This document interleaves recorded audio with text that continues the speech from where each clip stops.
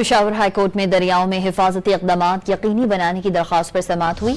अदालत ने सवात बनू और मालाकंड समेत दीगर अजला के कमिश्नर्स को कल तलब कर लिया है। डीजी रेस्क्यू को भी कल दोबारा तैयारी के साथ पेश होने की हिदायत कर दी है। मजीद जानते हैं डॉन न्यूज के नुमाइंदे अब्दुल हकीम मोमन से। अब्दुल हकीम, मजीद अहवाल बताइएगा समाअत का।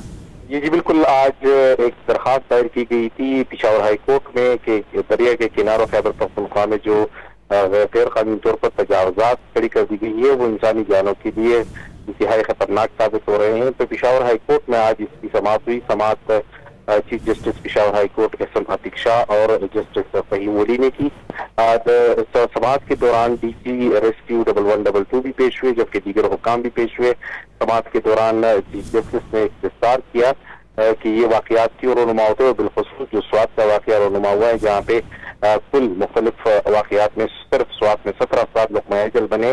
तो इस हवाले से ये तजावजात जो है इसको हटाने के लिए इक़दाम क्यों नहीं उठाए जाते।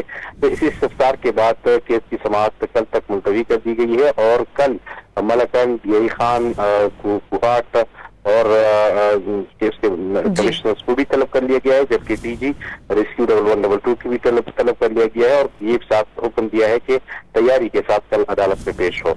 अब्दुल हकीम मोहम्मद अपडेट कर रहे थे, आपका शुक्रिया।